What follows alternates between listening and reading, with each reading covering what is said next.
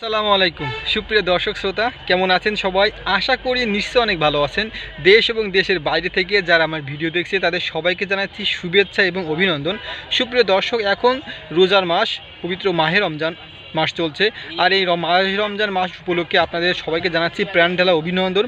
সুপ্রিয় দর্শক, ব্যস্ততার ঘায়ে আমি নিয়মিত ভিডিও দিতে পারছি না, এই জন্য আমি আন্তরিকভাবে দুঃখিত।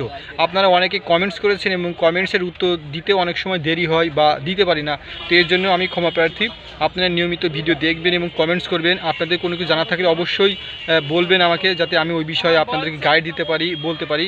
তো সুপ্রিয় দর্শক শ্রোতা, আমি বড় ভিডিও আবার আপলোড দিব, বড় ভিডিও নিয়ে আসব কিছুদিন পরেই।